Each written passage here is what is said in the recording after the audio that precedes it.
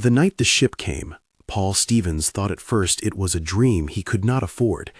He was in his workshop, the radio off, the world reduced to the small square of lamplight over the bench where he had been planing the last board for a birdhouse. The wood smelled like rain and old afternoons.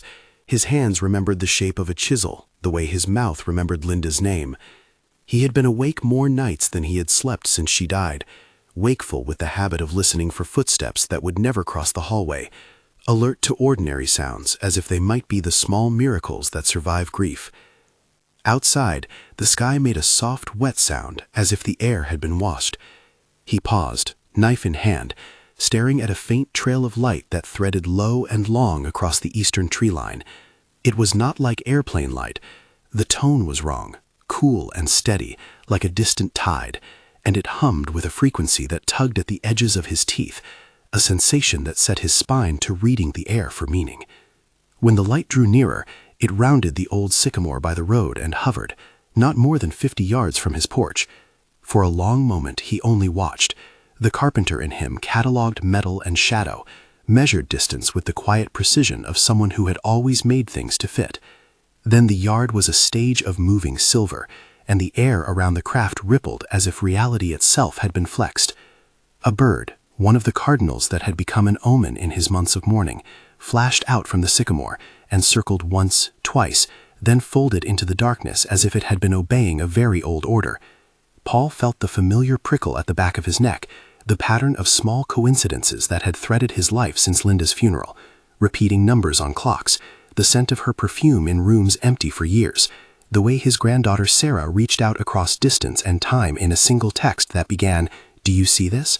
Then his daughter Susan calling last week, her voice thick with surprise after discovering a note Linda had written and tucked in a cookbook, a message about choosing kindness one day at a time. He should have called someone or grabbed his flashlight, or at least locked the shed. He did none of those things. Instead, he set the chisel down and stepped across grass silvered with a strange light. The ship gave off no roar, only a low harmonic that filled his chest like the memory of a hymn. When a door opened in a seam of its side, the sound was like a page turning. He did not see the alien at first. He saw instead a presence, a suggestion of form, a field of brightness that rearranged the shadows around it. The figure inside the doorway was not the tall, spindly caricature of old science fiction. It stood with an economy of motion that felt ancient and intimate both. Paul's first sensation was not fear, but recognition, as if he had been expected to arrive at a place whose map he had always carried. And then the voice, not spoken aloud, but articulate and clear inside his head, like a thought folded in glass and handed along. It said his name, not his question, but his confirmation. "Paul Stevens," the visitor said, and the name filled the workshop the way light fills a glass. It was not in English, as he would say it. It was an exchange of warmth and image, and the smell of cedar. He knew, in the absence of hearing, that the voice was both old and young, layered with something that belonged to a species that had counted time differently. Paul stepped forward because there was nowhere else to go. His knees were steady with a resolve he had not felt since the first week after the funeral, when he packed away Linda's sweaters and found the perfume bottle at the back of a drawer and sat down on the kitchen floor and let the world tip inward for a long while. He had imagined, in the mute theater of grief, many strange consolations. He had not imagined being met by an intelligence that would tell him, before anything else, that the world was about to split. "You are not the first," the visitor sent.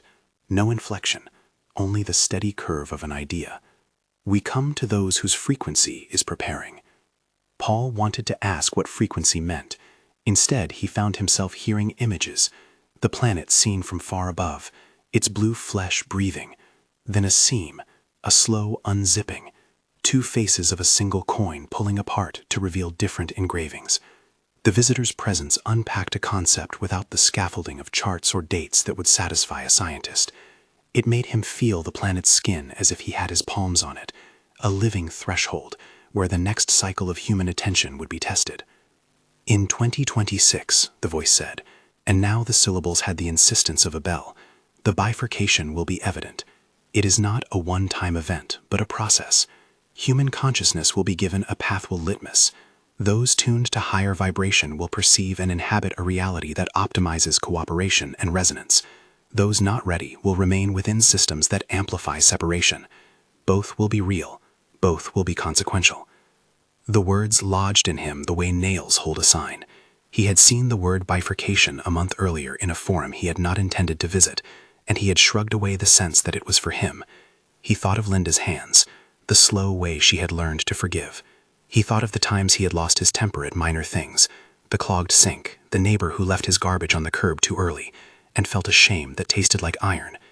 If you are asking whether this is war, the visitor continued, as if reading the question he had not yet formed, the answer is no. It is a realignment. We call it bifurcation because it is language you can understand. Other terms would be less comforting. It is a separation of potentials. It is an opening. Paul remembered the morning he had buried Linda.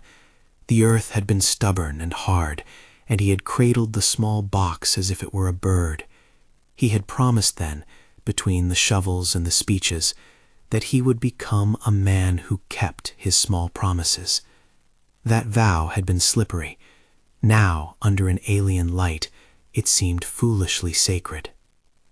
"How do you know?" he asked, and the voice answered not with proof but with pattern. "We have observed cycles. We have worked, observed, and been part of functions tied to planetary thresholds. We do not speak to persuade. We report the phenomena as we encounter them. We recorded, we intervened in limited, negotiated ways. We were known in your myth as the Anunnaki." When the name fell into the room, it landed like a stone dropped into a deep pool. Paul had heard the word before, in passing, in the noise of late-night videos and well-meaning friends. It had always felt like a label turned to myth, something ancient people in faraway places used to explain big things. Here, though, it shed its dust and became a living thing in the visitor's telling. But the visitor did not present the Anunnaki as a single monolith of heroes or villains. Its tone was clinical and resonant, like someone describing a weather pattern rather than a deity. "The Anunnaki," it said, and Paul saw in his mind the sweep of a desert night, a fire smoke, a constellation traced like a seam. "We will speak of them as name and role.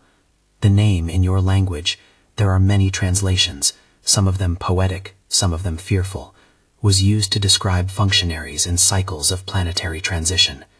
They were not all equal. Some acted as seeders, some as watchers, some as calibrators. Their methods varied with context. The account we offer is testimony, not a claim to objective historicity by your standards." He heard the caveat like a hand laid on the table. The visitor was careful with the truth, generous in narrative, cautious with facts that belonged to the small human boxes of proof. "You said you had intervened?" Paul asked, because his hands needed to be busy, even in confrontation. He ran his thumb over a gouge in the workbench, feeling the softness of years sanded away. "We presented possibilities," the visitor replied. "We adjusted thresholds where necessary. We assisted in gene culture negotiations. We catalyzed configurations. Whether this has been benevolent depends on your perspective. For some tribes, our action was shelter. For others, it was the beginning of dependency. For some, it read as godliness. For others, a trial. The Anunnaki is a cluster of roles, an archetype that entered the story of your species. That is our claim." The room felt smaller and larger at the same time. He could imagine how such a narrative would rattle historians and prophets alike. He could also imagine how it would comfort someone like Diane, who had made a hobby of collecting stray truths and pressing them into her church's conversation like flowers. Diane had been the first neighbor who had said, after the funeral, "Paul, you should be open." She meant it literally, open to the world and to the signs that the universe offered to those who paid attention. Paul had laughed then in a brittle way, but her presence in his life had become a scaffold. She was the one who noticed the cardinals and the numbers. She was the one who showed him an old book on synchronicity she had picked up at a thrift store and said, "Some folks call it God, others call it alignment. Either way, it's not nothing." Tonight, Diane's voice came to him as an afterimage when the visitor began painting images of two overlapping Earths, one luminous and green and full of people who moved like a chorus, the other crowded with harsh angles, with people bound to systems that tighten their lives into thin ropes. Paul could see people in both scenes, neighbors, his granddaughter, complete strangers, and it hurt him where he loved them. "We cannot make you ascend," the visitor said. "We can only illuminate probabilities. There is agency at every level. The bifurcation is not a condemnatory wedge. It is a sorting of resonance. Your choices matter. Small acts of attention that choose connection over isolation shift the probability." The precision of the language made Paul think of faith in a new way. He had been taught a simple theology in Sundays and pews: be good and you will be rewarded. This was not that. This was algebra of the human heart, an idea that attention and frequency were like tuning knobs on a radio. Twist the dial and the station changes. To be ready was not to be perfect, it was too attentive. "What will happen to those who are not ready?" he asked, because a part of him imagined Linda cast on the wrong side of a map. The visitor did not say that no one would be left behind. It did not offer a tidy reassurance. Instead, it conveyed images of continuation, different paths, parallel lives, sorrow in both. Compassion, not triumph, threaded its answer. "There is no language of absolute loss here," it said. "There are processes that make certain translations more likely. Those who remain in lower resonance will experience intensification of patterns aligned with separation. That can look like collapse of institutions, amplified fear, clinging to scarcity. These realities are not punishments, they are reflections of attention. We urge care. There is no moral superiority in those who shift. There is simply different curriculum." Paul felt that weight like a hand on the back of his neck. He had watched, in recent years, the social media storms and the slow erosion of trust that had taken hold in places he thought solid: the town hall, the grocery queue, the neighborly handshake. He had mourned not only Linda, but the loss of an ordinary civility he had taken for granted. The visitor's description folded those scenes into a larger narrative without judgment. It offered him a task. "You," the visitor said, naming him with that same clear transliteration of his name, "are an anchor. Your grief has tuned you towards certain frequencies. That made you noticeable. You will not be a leader of crowds. You will be a node in a network. Your presence will stabilize connections." Paul felt foolish and essential at once. He had never thought of himself as someone who could steady others. He had been a carpenter. His skill was in joining two pieces of wood so that they bore the load together. If he could, in the evening of his life, be a joining force, he thought then, watching the light breathe over his hands, that he might keep the promise he had made at the grave. The visitor moved then, not across the floor, but across ideas. It unfurled a vision sequence that seemed to take place inside the cavity of the ship: crystalline rooms that refracted sound into color, walls that thrummed like a drum, an orb the size of a fist that hovered and pulsed with information. From the orb blossomed images: a school where children taught one another how to read plants, a clinic in which healing was a communal ritual rather than a privatized industry, neighbors repairing a communication tower together under a northern sky. Then a counterpoint: queues in front of locked doors, screens that refused to connect, homes isolated with buzzers and barred windows, families arguing because they had lost the shared story that once kept them steady. As the images passed, Paul saw faces, some familiar, some not.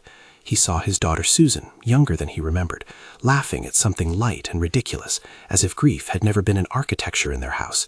He saw Sarah, older perhaps, stepping into a community garden he had not known she loved.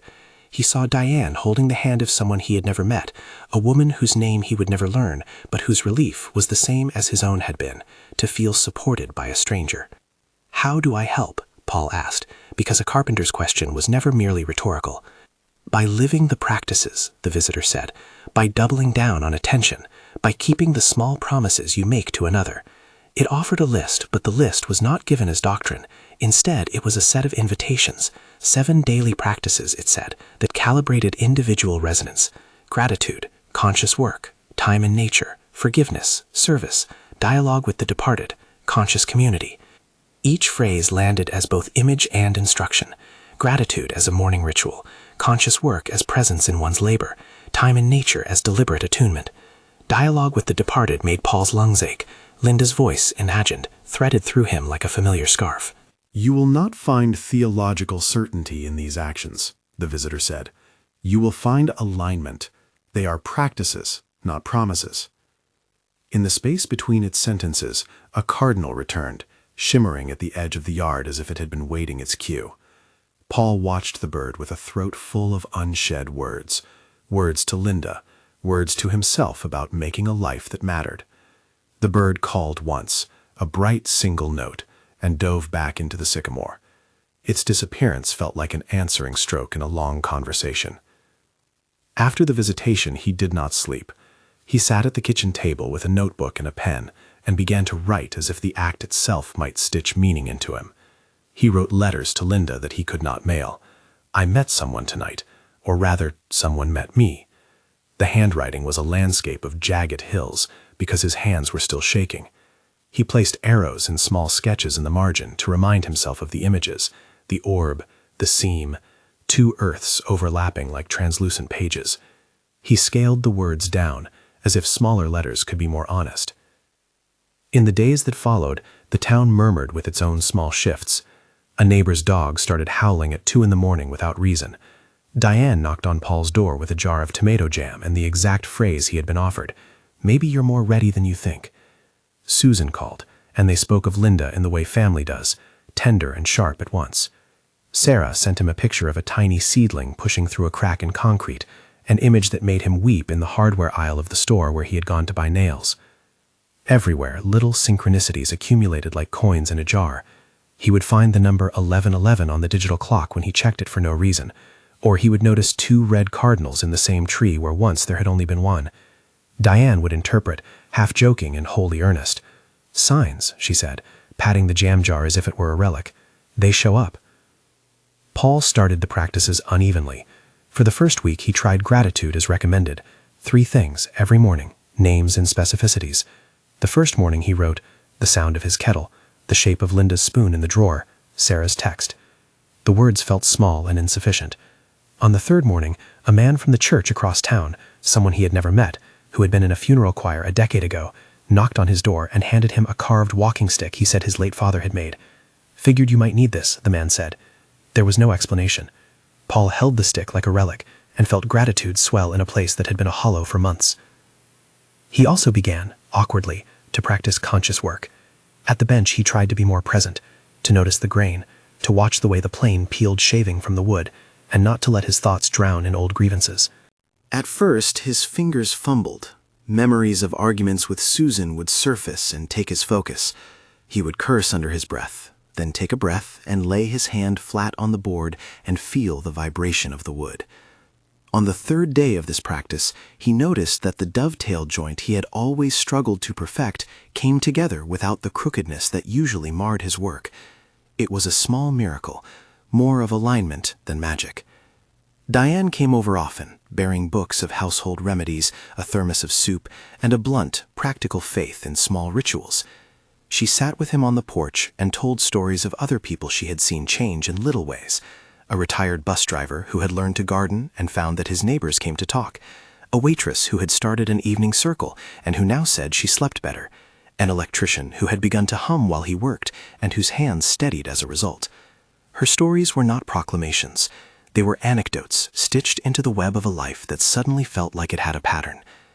"But what about the Anunnaki?" Paul asked her once, the words still a strange stone in his mouth. Diane smiled the way you smile at an old friend who has wandered into a new belief system. "My cousin read a book about them. Some call them gods, some call them engineers. We don't have to decide tonight. We can hold the story and see if it helps us wake up." Paul liked that phrasing, hold the story. That was what he had done with grief. Hold it until it softened. To consider the Anunnaki as a story that might reveal something about his present felt less like capitulation to fantasy and more like opening a door labeled maybe. Still, there were moments of sharpness when the world felt absurd. He would sit in his kitchen and imagine the visitor's quiet voice translating cosmic cycles for a man who had once built a deck for a neighbor to earn a bit of extra money. It felt like a parable, the carpenter who learned songs of the stars. He was both amused and solemn to find himself reduced to a footnote in an enormous script. On a humid Tuesday 3 weeks later, the ship returned. It did not land in the same place. This time, it hovered above the community center where a food bank kept its boxes. Paul had intended to stay away. He had thought perhaps he had not been chosen again, or perhaps that one visitation had been enough for his heart to rearrange. But Diane texted him with a single line. "It's back. Come on." When he arrived, there was a small crowd gathered. 2 teenagers with skateboards, a mail carrier on a cigarette break, a woman with a stroller looking baffled and startled. The ship descended lower than before, and people around him began to hold their breath as if that simple act might be a collective prayer. Paul felt the familiar hum in his teeth and the tug in his limbs. He was not afraid. He was aware now of being a lens. A figure emerged this time with less ambiguity. It was taller, and its skin seemed to shift as if it had been filmed through running water. There was an ornament, if one could call it that, at the base of its neck, a delicate lattice that glowed in patterns. When the presence spoke, the voice was both the same and different, more intimate, as if it had come to deliver not only a warning, but a teaching. "We named them in your histories the Anunnaki," it said. "We will tell you what we witnessed. This is testimony. We do not ask you to accept it as scientific record. Accept it as account." Then the visitor began an extended monologue that unfolded like a dream and like a lecture simultaneously. It spoke of epochs that read to Paul like metaphors rather than calendars, cycles of upheaval and regrowth, storm points where planetary attention either hardened into defensive structures or softened into cooperative fields. The Anunnaki, in the visitor's account, moved through these cycles with roles that were sometimes interventional, sometimes observational. They were emissaries of thresholds, embodiments of the concept of catalytic influence across species. They were not a single line of thought, the visitor said. They comprised factions. Some favored scaffolding populations with knowledge that allowed rapid cultural leap. Others argued for minimal interference, fearing dependency. In some contexts, their interventions fostered thriving. In others, dependency and conflict. Their presence entered story. Your ancestors translated their interventions into myth, and myth shaped behavior, and behavior shaped reality. He paused, and the crowd around him exhaled as if the air had been held too long. Paul felt a flicker of grief at the suggestion that Linda's faith in certain traditions had been simply an echo of patterning, until the visitor added that myth also served as map. "Maps are not truths," it said, "but they are guides. The Anunnaki, as they are remembered in your stories, were both trouble and gift. They seeded certain possibilities, language, the capacity to domesticate certain systems, the beginning of record. Whether to call that benevolence depends on who writes the history." Its words were careful. Paul noticed that the visitors used the language of moral relativity, not to absolve, but to allow complexity. He thought suddenly of his own life, of a marriage that had included both tenderness and years of small frustrations. No human being had been wholly one thing or another. Perhaps ancient actors in myth could be seen the same way. "You say they seeded language?" a woman in the crowd asked, and Paul realized then that people were listening as if the script of their lives had been split open like a box. There was hunger in their posture, a mixture of skepticism and the same desperate willingness that had brought him to his knees at Linda's graveside. The visitor answered with the same caveat it had used before. "We described processes that resembled seeding in our records." "We do not assert historical fact in the terms your scholars would demand. We describe a phenomenon in which external influences introduced leverage points that accelerated cultural complexity. Whether you call those influences Anunnaki is a matter of translation." It grew long-winded then, in a way that made people lean forward, Paul included. The voice narrated a tableau of ancient towns, courtyards where strangers exchanged seeds and stories, riverbank ceremonies where patterns were taught, a man who learned to carve a boat and thereby changed the mobility of a community. Then it shifted tone and told of the other side, cities that grew dependent on those leverages, where elites used knowledge to hoard resources and power hardened into structures that cramped the life of the many. "It is always a rope pulled tight in the middle," the visitor said. "Power compresses. Knowledge can be both a ladder and a wall. The Anunnaki function in your memory as both carpenter and architect. They built, and the building sometimes turned into an edifice that trapped humanity in cycles of scarcity." The crowd murmured, some in agreement, others skeptical. Paul thought of his own hands building cabinets for people who paid with their small, honest wages. The notion that knowledge could be used to hoard or to heal was not new to him. It was simply a larger frame. "Why tell us now?" Diane demanded, and the visitor's answer unfurled like a sigh. "Because your planet is entering a window in which the quality of attention matters more than before. You will be offered infrastructural choices that amplify particular behaviors. The Anunnaki's legacy is not determinative, it is contextual. They set examples. The current cycle will test whether humanity uses the knowledge to tether itself to separation or to craft systems that support plurality and cooperation." Paul felt his throat go dry. The phrase quality of attention lingered. He thought of the way people scrolled through their phones with the same motion with which they would have once turned a page in a prayer book. Attention, he realized, had become currency. "Can we change what happens?" a teenager asked, and the visitor smiled in a way that felt like static through a radio. "You can always change. Probability shifts with practice. Small acts multiply. That is why we offered practices. That is why we come to those attuned, to add nodes to a network of resonance." The ship's light dimmed, and for a moment the crowd stood wrapped in the kind of hush that had once belonged to cathedrals. I looked at their faces, at Susan's quick shadow passing on the sidewalk, at Diane's hands folded into her coat, at the boy with the skateboard shifting his weight as if he feared the ground might change under him. Each person carried their private ledger of choices. None of them knew whether the ledger would tip them into a higher frequency by 2026 or hold them in the other reality. None of them had certainty. They had only the option to notice and act. When the ship withdrew, it left behind a residue of altered expectation.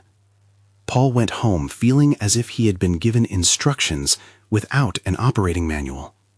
He sat again at his bench and ran his fingers over the wood grain, as if the pattern could tell him the next step.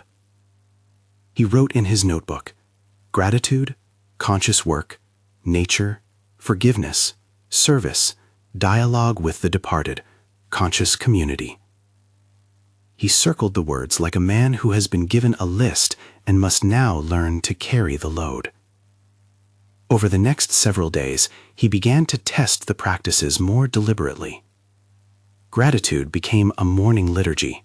He would light a candle he kept by Linda's old mug and say aloud 3 things he was grateful for. Some days they were small, the kettle singing, the way the shop light looked against maple board, and some were large, the future, the people he loved. The acoustic of saying them out loud made them reverberate in his chest in a way that writing had not. He began keeping a gratitude jar on the windowsill. He dropped a folded slip of paper into it and watched the jar fill with proofs.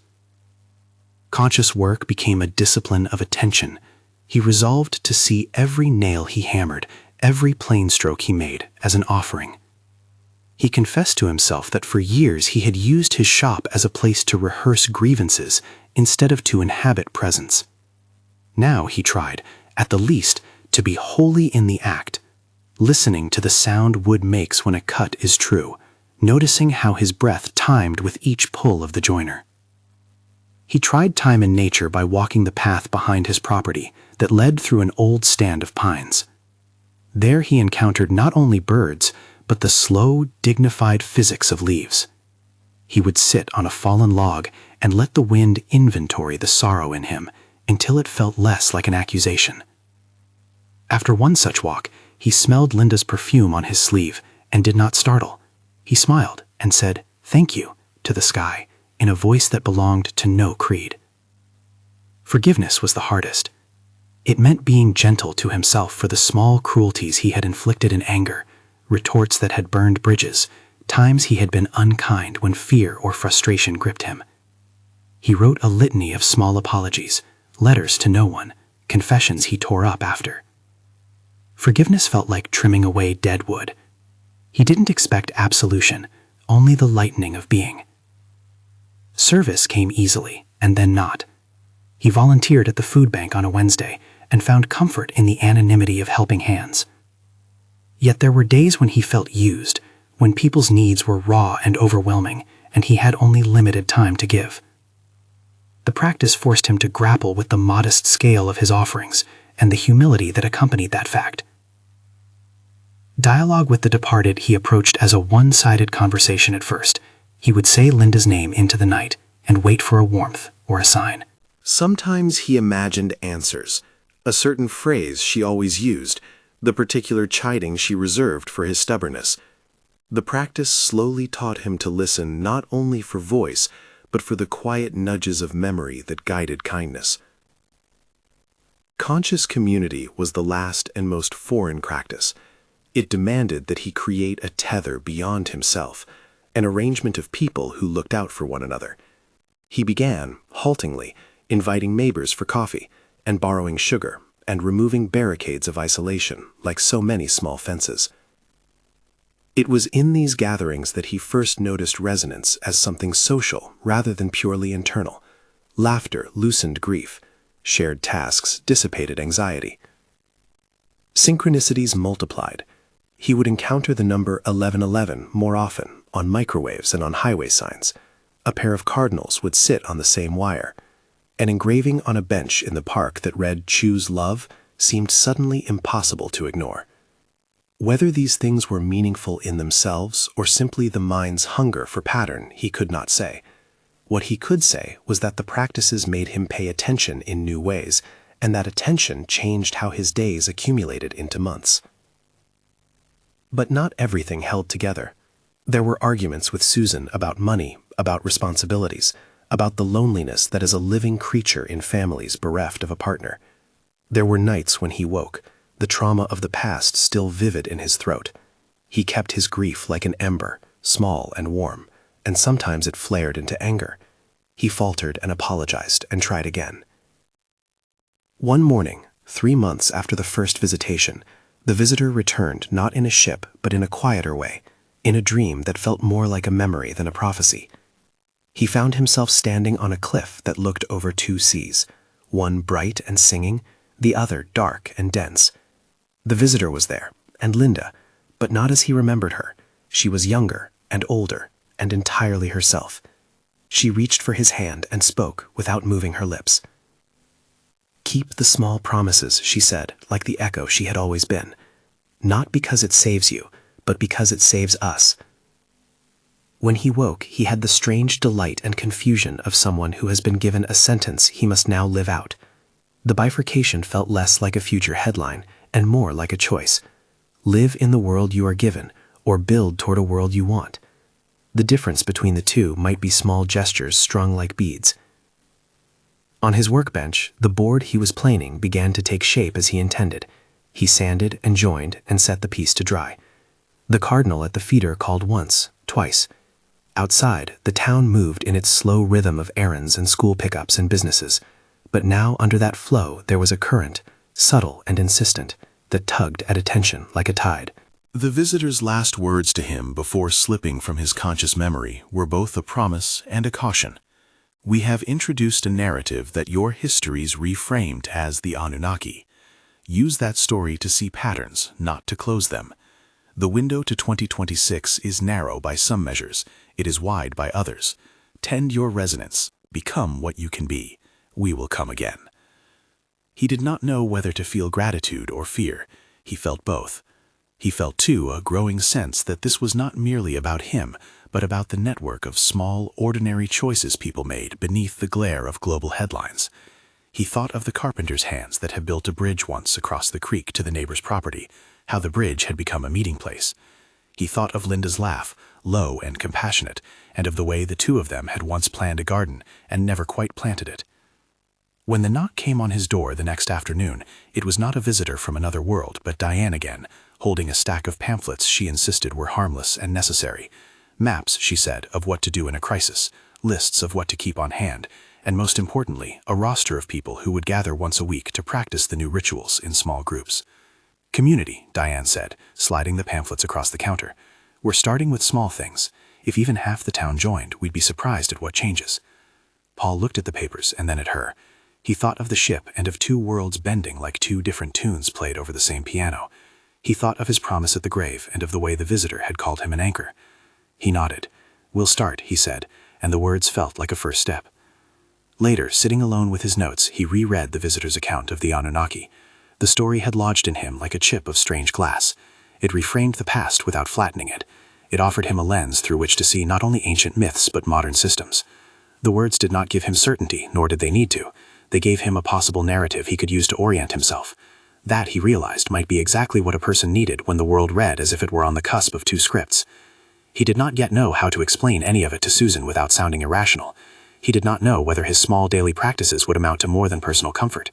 He only knew that he had been given an invitation, and that the cost, if any, was the small labor of attention. He wanted to be ready. He wanted to be ready. He wanted the small promises to stack into something that could hold a larger weight. He wanted, quietly and stubbornly, to be the kind of man who arrived on time for the life he had been given. If this story is finding you and its edges are sharp, if you feel the tug of the same strange pattern, subscribe and turn on notifications for the full accounts and the guided practices that follow. Keep reading. The invitation is gentle, and nothing here is demanded. After that afternoon with Diane's pamphlets, Paul turned the town's rhythms into a slow curriculum. He began hosting a weekly circle in his garage, nothing formal, no banners, just folding chairs and a thermos of coffee, and Diane came with biscuits and a faith that looked like practicality. At the first meeting, there were 7 of them: Diane, a woman from the library who worked the late shift, the mail carrier who had given him the walking stick, a young teacher named Marco who wanted to learn tools for his hands and nerves, a nurse named Hilda, tired in a way that made her voice soft, a teenager who had crept in with a skateboard, and Susan, who came because she wanted to see what it meant that her father had become oddly earnest. Paul read from his notebook. He read the list the visitor had given him, and he hesitated over the words as if they were a prayer. He spoke of gratitude, of how naming 3 small things every morning had turned into a practice that changed the month. He described how, when he paid deliberate attention to a joint or the grain of a board, the work felt like a meditation rather than a rehearsal for resentment. He told them about the walk under the pines and how the wind seemed to carry away the clink of old stones lodged in his chest. Diane, ever the one to apply a practical lens, suggested they try each practice for a week and report back. The group agreed, not because any of them believed the ship would come for them, but because the alternatives, doing nothing, staying crushed by the private inertia of life, felt worse. Week 1 was gratitude. Marco, at the end of his week, said something that surprised them. "I hadn't noticed how many small kindnesses run through a day. People hold doors. Someone paid for my coffee once last week. It felt like being in a city that had small stitches." Hilda, after her shift at the clinic, said she could name 3 things and then stop the frantic mind that chased her from bed. "It's not a cure," she said, "but it's a moment where I don't have to be on fire." Week 2 was conscious work. The teacher and the mail carrier found their hands doing different things, slower, more precise, less brittle. The teenager fixed a broken skateboard axle and, surprised, smiled without the rush. Susan came with a skeptical little grin that softened into a more honest one. She told Paul over coffee that she had watched him work a dovetail the other day and realized he was listening to the wood like it was telling a story. "I think I want to be that," she admitted. It was the first time she had offered Paul something like a permission to be himself in a way that did not hinge on grief. Week 3, time in nature, was harder in the beginning. They met at the old creek where the breach used to be. The path was narrow and brambly. A few of them complained under their breath that they were not hikers. But the creek spoke in a secular way, a small work of water moving over stone, indifferent and steady. Diane pointed out a mossed stone with an engraving near the bank that read, "Choose love." The letters had been worn to softness by many seasons. Paul pressed his thumb to the carved swath and felt something like a bell inside his chest. Later, he would keep a scrap of that moss under his workbench to smell when he needed the memory of a quiet river. Forgiveness was the week that pulled at the raw edges. They did not hold confessions as theater. They practiced private apologies, small notes to people they had once wronged, gestures of repair, like a phone call to a neighbor to ask for sugar, the work of returning things that had been borrowed and forgotten. Paul wrote a short letter to his younger self, an admission of mistakes and a promise of gentler responses, and then burned it in the stove until the ash made a small, useful pile. Forgiveness was not finished. It was a slow trimming back of brambles, a work the group returned to in awkward, sincere sentences. Service took them to the food bank. It placed them in the anonymity of hands that did not demand their life stories. The nurse, Hilda, who had once carried people from birth to death in the same week, moved crates with a competence that smelled of resilience. They learned the humility of small help, how one casserole can be a fulcrum, how carrying by hand is more than logistics. In the quiet of shifting boxes, they made connections that were practical as well as spiritual. A number to call for a struggling neighbor, an offer to sit with someone who slept badly. The practice of dialogue with the departed was the oddest for some and the quietest for others. No one staged seances or pretended to speak in voices that were not their own. They sat in a circle, closed their eyes, and spoke aloud the names of those they had lost. Paul said Linda's name like a benediction. He told her about a small victory in the workshop and how a cardinal had come 3 mornings running. He told her, awkwardly, about Diane bringing jam. Sometimes, on the way home, he would smell the perfume for a moment and think of it as the residue of a conversation. Conscious community arrived last, broader and more demanding than any single practice. They agreed to call one another in crises, to check in on the elderly, to trade tasks. When the teenager's mother had to work overtime and could not pick him up from a late rehearsal, Diane offered to take him, not because she liked night driving, but because the promise had been made. Small webbing like that began to spread. It was not utopian. People argued and missed calls, but the pattern of expectation changed the town's small grid. Through all these weeks, synchronicities continued. The numbers 1111 turned up on receipts, on alarm clocks, on license plates. 2 cardinals nested in the sycamore, as if the species itself had decided to be a sign. The engraving "Choose Love" was discovered by a visiting child who asked what it meant. Paul found later, folded into his pocket, a matchbook with the phrase scrawled on the inside cover, "Choose Love," in a handwriting he did not recognize. He kept it in the box where he stored his chisels. But the practices created not only solace, they also created friction. Susan pushed back at some point in week 6, not because she doubted the merits, but because she saw the world as it had been. Bills, obligations, the raw grind. "Dad," she said one evening, "this isn't the 1800s. People get left behind when you spend mornings counting small blessings." Paul heard the edge in her voice and did not answer with argument. He answered with presence. He took her hand and guided her to make a small table, something he had done for her mother years before. And in the work, their old rhythms happened. 2 people in the room making something that required cooperation. The argument did not end in miracle, but it ended in a plan to split time between their houses twice a month. As months passed, Paul's evenings filled with small certainties. He slept better not because the world had become safe, but because his attention had shifted. The tear by the stove was less a seat of grief and more an altar of practice. He had days when the visitor's words returned. He had others when the afterimage of the ship was a shadow in his peripheral vision and nothing more. Then, as the calendar slid toward 2026, the town began to show signs the visitor had described. Symptoms, the alien called them. The first sign was not dramatic. A cluster of local shops experienced glitches, payment systems that refused to authorize, a grocery store's barcode scanner that started reading items at random. People joked about the tech malaise and called it a brief outage. A week later, the outages intensified in a town half an hour away. Grocery chains reported regional problems. Small businesses posted handwritten signs to accept cash only. Without the scaffolding of convenience, lines lengthened and tempers frayed. The second symptom was memory divergence. Old friends swore they had shared experiences that others insisted had never happened. A neighbor named Henry insisted that they had gone to the same high school. School records, when examined, did not list him. Family stories became less trustable. People who had once used a common set of references, the name of a local diner, an annual fair, began to remember details differently. At first, the discrepancies were amusing, a shared legend about a bridge that had never existed. Then they became painful, someone grieving that a cousin had moved away when the cousin's Cone family insisted they had never existed. Paul found this especially disorienting. Memories of Linda, which he had tended like a garden, sometimes felt softened by variations in other people's recollections. He learned, painful as it was, to hold his memory and let others hold theirs. He tried to teach others the same, to hold memory as a personal thing without weaponizing it into proof. The third symptom was disappearances, not dramatic abductions with flashing lights, but the quiet absence of people who simply did not show up where they used to be. A volunteer at the library stopped coming, and then one day called from a place 3 states away, bewildered, with no explanation for the months she had missed. Friends described waking to realize that a spouse had gone out for the morning and never returned. The town's sheriff advised calm. The local paper reported facts with a clinical tone. There was no mass panic, but there was a slow, gnawing anxiety, like a tooth that refuses to settle. Fourth came the intensifying polarization. Town meetings became battlegrounds. Conversations that had been about zoning or potholes escalated into moral indictments.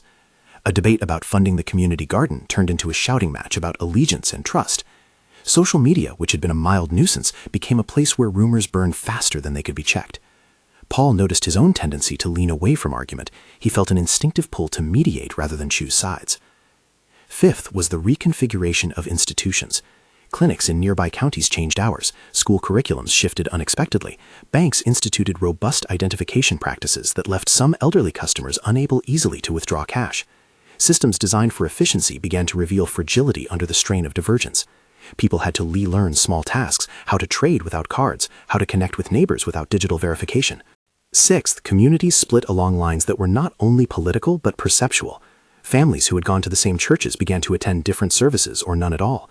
Social circles rearranged themselves into networks that mirrored frequency rather than proximity.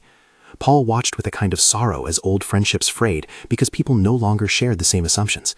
Diane, Forever the Bridge, hosted more meetings. She made a checklist of practical tools, and people came to learn not because they trusted that moving would solve everything, but because they wanted to keep the practicalities in order: water, fuel, a plan to help those who might struggle with a change in the stream of life. Seventh, and perhaps most unnerving, was the emergence of what people called doubling experiences, brief overlaps where two possibilities seemed to be true at once. A woman at the market swore that for a moment she had seen the storefront as a different color. A child described two suns in the sky like a child's drawing come to life. These moments were disorienting and sometimes beautiful, sometimes frightening. They felt like the hinge of the world being tested. Through all this, Paul's small practices acted as ballast, not a guarantee, but a habit of being. On days when technology refused to behave, he found his hands remembering how to make a tool without a machine. When memories diverged and people argued, his practice of listening prevented him from becoming a referee and allowed him to simply witness. When neighbors vanished and returned with stories that made no sense, Paul held his cup of tea and offered space rather than answers. He became what the visitor had named, a node. The visitor's explanation of the Anunnaki threaded through these events like an interpretive lens. In a second, prolonged exchange that felt like its own small revelation, the alien offered a testimony that both mapped and blurred the past. In many cycles, the visitor said, the figures you have called Anunnaki were patterns of interaction, clusters of agency that influenced thresholds. We describe them as functionaries who navigated planetary transitions. They did not act uniformly. In some eras, they provided leverage points that accelerated certain social or biological changes. In others, they withdrew, observing consequences. Paul listened as if to a strange sermon. The visitor spoke of scaffolding and dependency, of how introducing a new technology or form of knowledge could lift a community and also bind it. The images were not precise in human chronology. They were archetypal. Paul saw people exchanging seeds by a river, then a city where certain families held the seeds and used them as currency. He saw the opening of writing systems and the arrival of organized labor. He saw both flourishing gardens and tall cages. The Anunnaki in our testimony, the visitor continued, were not a simple class of benefactors or oppressors. They were catalysts. Your myths give them face and name because stories need such contours. Whether that contour is angel or tyrant depends on the storyteller. We do not insist this narrative be treated as archaeology. We offer it as an interpretive map. Maps allow for navigation. They do not become the land. When he spoke of specific mechanisms, seeding, calibration, watching, the visitor used analogy rather than assertion. It compared their work to a gardener who introduces a vine to a trellis. Sometimes the vine blooms, sometimes it strangles. It warned that the Anunnaki's legacy, whether remembered in reverence or fear, had created infrastructures, cultural habits, technologies, economic forms that now faced a test. You have inherited both the scaffolds and the tendencies that scaffold introduced, the visitor said. The bifurcation is not a moral sorting, it is a frequency sorting of attention. Those who learn to redistribute attention toward cooperation and shared care will tend toward the higher resonance. Those who concentrate attention into isolation, scarcity, and control will tend toward another field.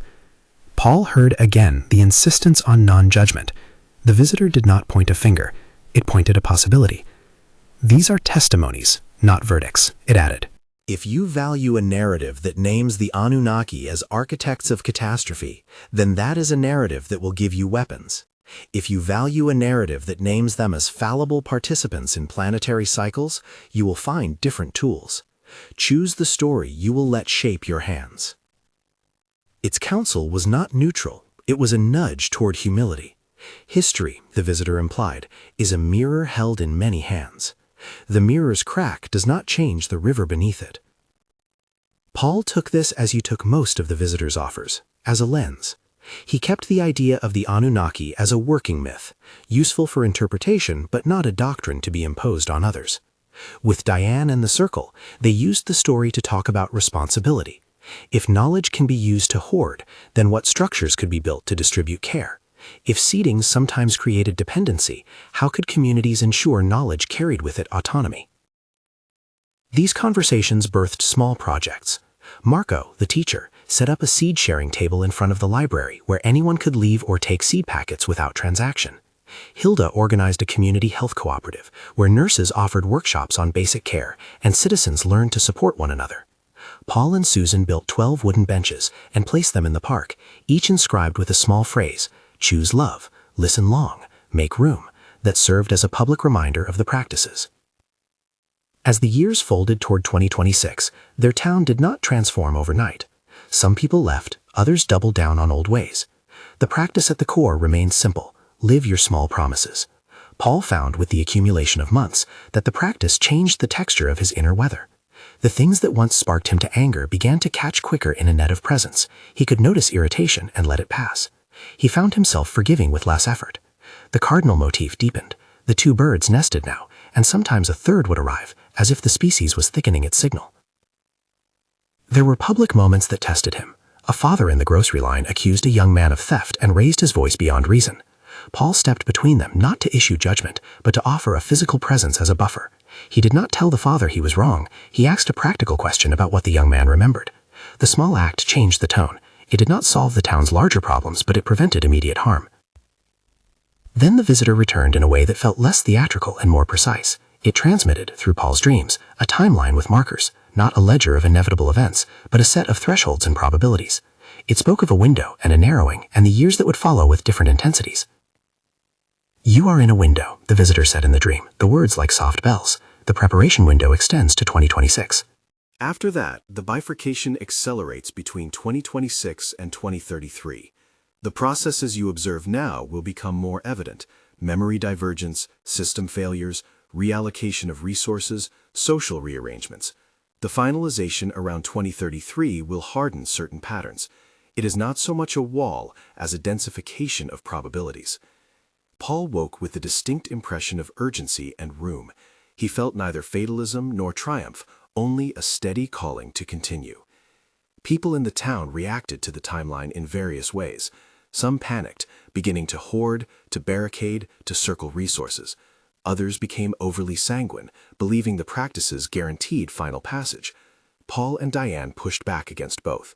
They emphasized that practices shift probabilities, and that compassion for those who did not or could not prepare was imperative. They refused to moralize. People were not judged but seen. Some had disabilities, some had obligations, some had trauma that limited their capacity. The town circle developed a system to check on those who might be vulnerable, offering help without shaming. Between 2026 and 2030, the more dramatic symptoms intensified in pockets. A school district experienced a sudden reconfiguration of its enrollment and curricula. One year, several teachers who had been pillars of the community announced that they were leaving, citing a sense of dissonance. In another town, a clinic transformed its operations to a cooperative model because centralized systems started to fail more often. A neighborhood that had been economically depressed organized a mutual aid network that dramatically reduced petty crime simply by giving families small supports. These were not miracles in the sense of supernatural reversal. They were practical rearrangements, seeded by attention and care. By 2031, certain technologies that had been assumed stable showed fatal brittleness when stretched across bifurcated realities. Software databases that relied on centralized verifications produced mismatched records. Some people found difficulty receiving benefits because records no longer agreed with personal memory. Legal systems had to adapt quickly. Courts dealt with cases where testimonies diverged in impossible ways. The state responded with patchwork measures, and in those gaps, community-level solutions proved far more adaptive. Paul, now older by almost a decade of this life, continued to show up. He had become a small hub of trust for his neighborhood. People came to him not to convert, but to ask how to keep small promises. He taught a simple class on woodworking and attention, whittling a spoon, sanding a seat, listening to the wood's voice. The class was partly practical and partly therapy.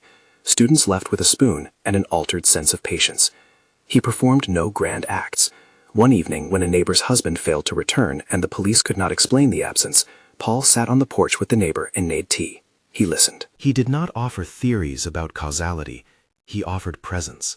It was enough for many nights, and sometimes that is how healing begins. An ordinary person becoming the place where others can unload the unbearable for a moment and find footing. Linda's presence continued to be a resource for him. It never came as a flash of full explanation. Rather, it arrived in the small warmth that followed him between rooms. Once, when a particularly violent argument erupted at a town meeting, two neighbors who had been friends for decades trading accusations, Paul stepped outside to calm his own breath. The scent of Linda's perfume touched him like a familiar punctuation. He did not kneel to a miracle. He breathed and returned to the room calm, and his calm had a ripple effect. The argument did not dissolve entirely, but it dulled. In the quieter nights, the visitor returned with further testimony about the Anunnaki, but now it focused less on mythic epics and more on ethics and leverage. It insisted again that its story was testimony, an interpretive account from an outside agent who had witnessed thresholds across multiple planetary cycles. "We worked," the visitor said, "as architects do, sometimes building bridges, sometimes laying foundations that others used in ways we did not intend. In your languages, this gets turned into tale. We do not demand that tale be literal. Instead, use it in your small acts. Recognize that every new technology or cultural pattern is a lever.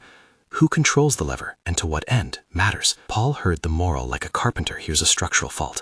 It suggested that the modern world's levers, money, media, technology, could be redistributed through practices that amplified cooperation. The idea was simple but vast. The Anunnaki testimony offered a caution that anyone, ancient or modern, who concentrated knowledge or control without tending to the web of life, risked creating systems that compressed people into scarcity.